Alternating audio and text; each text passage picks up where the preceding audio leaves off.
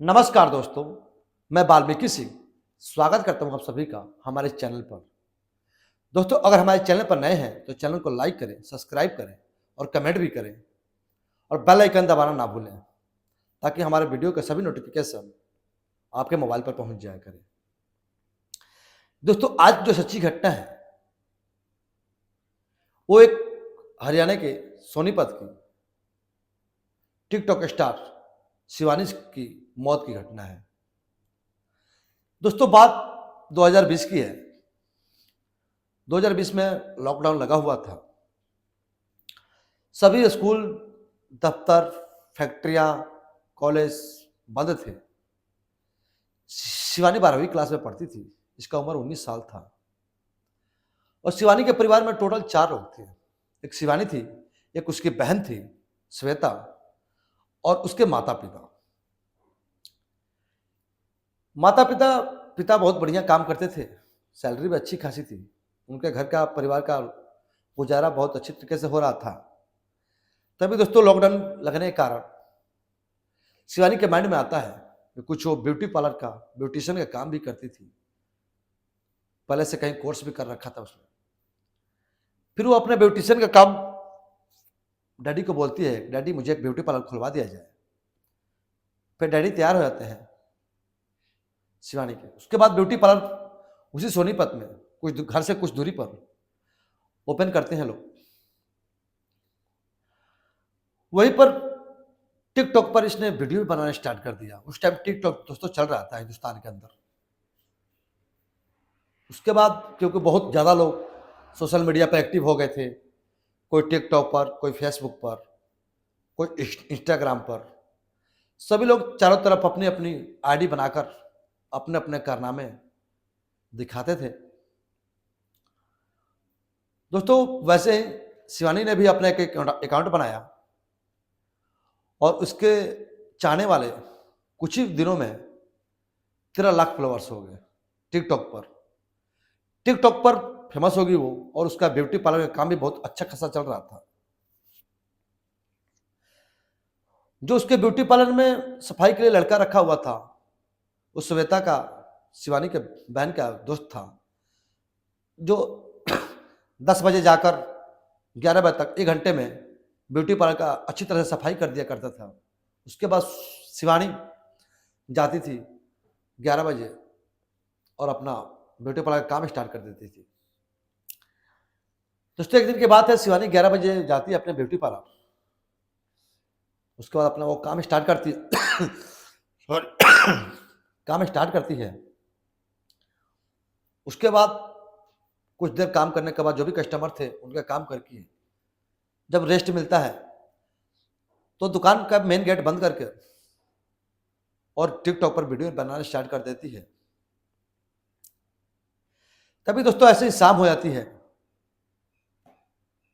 शाम को 8 बजे आना का टाइम होता था उसका।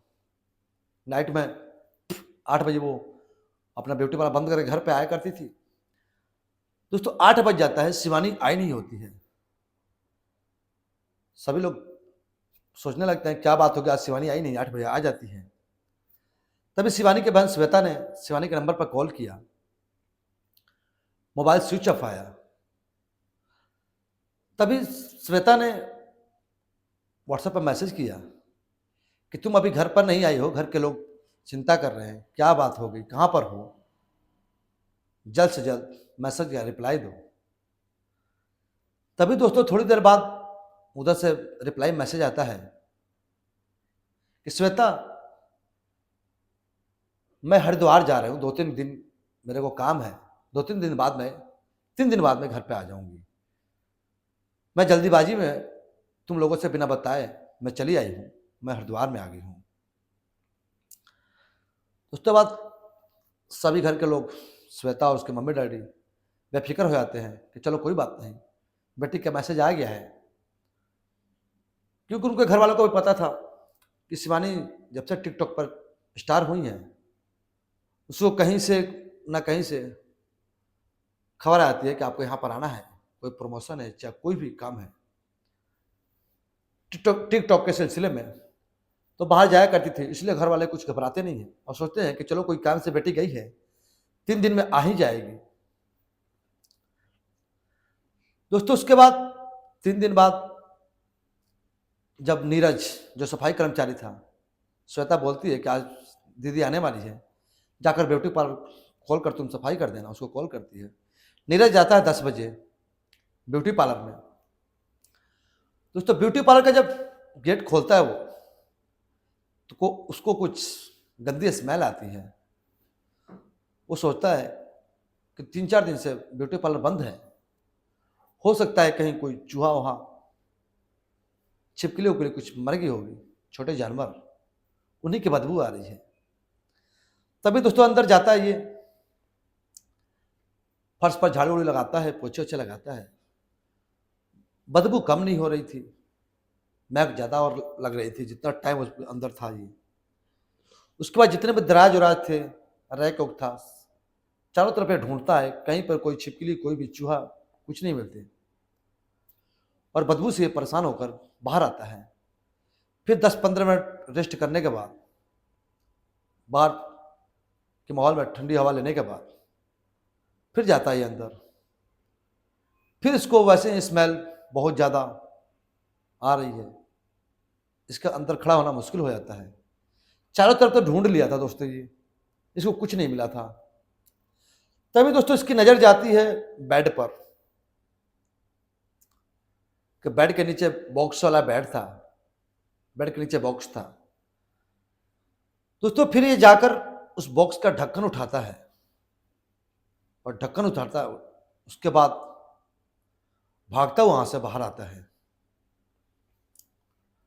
और तभी आसपास जो भी दुकानें थी, वहां के लोग आए थे उसकी चीख पुकार सुनकर। तभी सभी लोग जाते हैं अंदर और देखते हैं कि शिवानी की लाश उसी बेड में पड़ी हुई है। 2-3 दिन हो चुके थे, इसी वजह से लाश से शिवानी की बदबू आ रही थी। उसी वजह से इसको परेशानी हो रही थी। जब इसने देखा तो फिर शिवानी के मम्मी डैडी को कॉल किया जाता है। शिवानी के पापा का नाम था विनोद सिंह। वो सब भागे दौड़े आते हैं, और जब शिवानी को देखते हैं फिर उनका रो रो कर बुरा हाल हो जाता है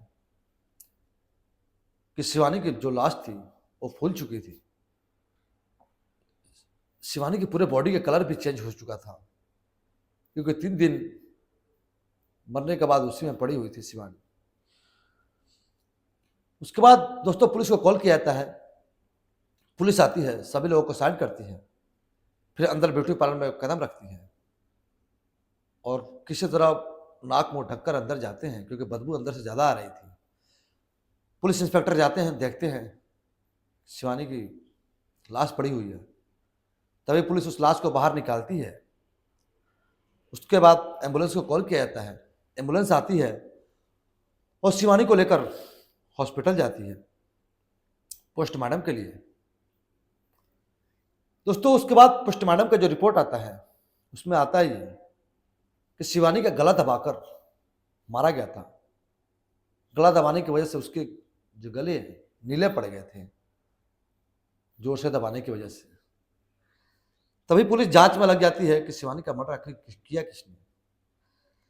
तभी पुलिस विनोद सिंह के पास आती है, और श्वेता के पास, शिवानी के मम्मी और सिस्टर के पास, डैडी के पास, उनके घर पे आती है, और इनसे पूछने लगती है कि आपकी किसी के साथ दुश्मनी, क्योंकि दोस्तों वहां पर चोरी और डकैती का मामला तो कुछ था नहीं, क्योंकि ब्यूटी पार्लर में कुछ सामान ही नहीं होता।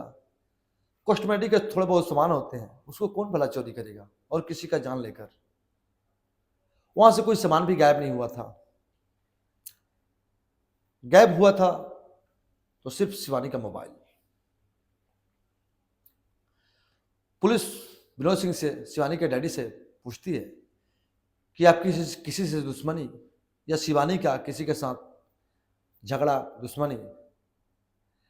तब ये कहते हैं कि नहीं, हमारी तो किसी से दुश्मनी नहीं है, मगर मुझे एक लड़के पर शक है जो हमारे मोहल्ले के दूसरी गली में रहता है। उसका नाम है आरिफ। क्योंकि आरिफ और शिवानी का कुछ फ्रेंडशिप चलता था इनका, बाकी इससे ज़्यादा कुछ मुझे मालूम नहीं है। तभी श्वेता कहती है पुलिस को कि जिस दिन ये बोली है कि मैं हरिद्वार जा रही हूँ, उसी दिन इसकी मौत हुई है। उसी दिन में इससे बात की थी मैं एक बार शाम को। उसने बोला था कि आरिफ आया है, कॉल की थी। तो बोलती है दीदी कि तुम कॉल रखो, आरिफ आया है, मैं उसको निपट कर फिर तुमसे बात करती हूँ। दोस्तों पुलिस को ये बात सुनते ही पुलिस का जो शक था वो यकीन में बदल जाता है और आरिफ के घर पर चारों तरफ से पुलिस दबिश डालती है। आरिफ भागने की कोशिश कर रहा था घर से, मगर चारों तरफ पुलिस होने की वजह से वो भाग नहीं पाता है और पुलिस के हाथों लग जाता है। पुलिस पकड़ती है उसको, थाने ले जाती है। फिर उससे पूछताछ चालू हो जाता है।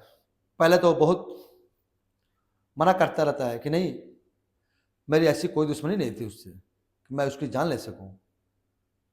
मगर पुलिस के सख्त कार्रवाई के बाद वो मान जाता है कि हाँ, मैंने ही मारा है शिवानी को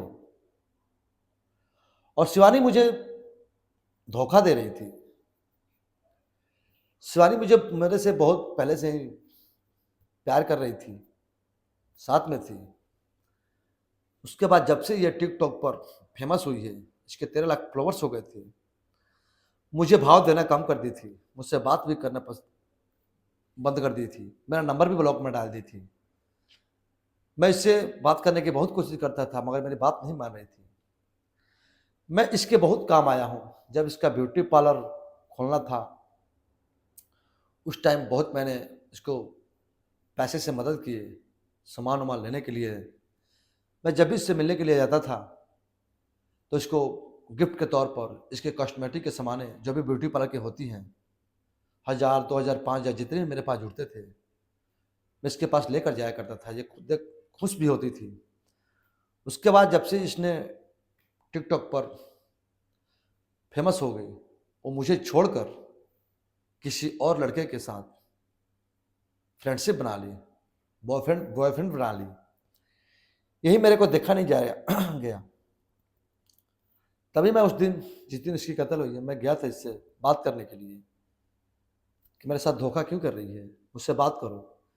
फिर वो जोर जोर से चिल्लाने लगती है। मैं बोल रहा था कि चुप हो जाओ, जो भी बात करनी है आराम से करो, मगर मेरे ऊपर ये इतना गुस्सा थी कि मेरी कोई बात नहीं सुन रही थी। इसकी मुंह बंद कराने के लिए मैं बहुत कोशिश किया, 2-3 बार मुंह भी दबाया। जितना इसको मुंह बंद कराने की कोशिश कर रहा था मैं, उतना ये चिल्ला रही थी, क्योंकि मैं शटर बंद कर दिया था दुकान का और उस दुकान में मैं ही और ये थे। उसके बाद ये नहीं मानती, फिर मैं इसका दोनों हाथों से अपना इसका गला दबाकर मार डाला मैंने। मारने के बाद वही बेड में किसी तरह इसके बॉडी को इकट्ठा करके उसी बेड में डालकर ढक्कन लगा देता है उसका। उसके बाद शिवानी का मोबाइल लेकर वो वहां से भाग जाता है। तभी बताता है कि तभी श्वेता का एक व्हाट्सएप पर मैसेज आता है कि शिवानी बहन तुम कहाँ हो, तो आई नहीं घर पर, सभी लोग घर वाले इंतजार कर रहे हैं। तभी वो बताता है दोस्तों कि मैं मैसेज इधर से किया कि मैं जा रही हूँ। शिवानी की जगह मैंने मैसेज किया कि मैं जा रही हूँ हरिद्वार, मैं 2-3 दिन बाद लौटूंगी, ताकि किसी को शक ना हो कि मैंने सब किया है। दोस्तों बचने की तो बहुत कोशिश किया था, मगर आपको पता है जो पुलिस होती है वो कहीं से कहीं तक किसी केस को फंसने नहीं देती है। पुलिस का काम यही होता है कि किसी भी केस को उसके मंजिल तक पहुंचाया जाए। तभी दोस्तों आरिफ की कोर्ट में पेशी होती है और जेल में डाल दिया जाता है उसको। दोस्तों ये थी सोनीपत की टिकटॉक स्टार शिवानी की मौत की घटना। दोस्तों इसी कहानी के साथ आज नमस्कार।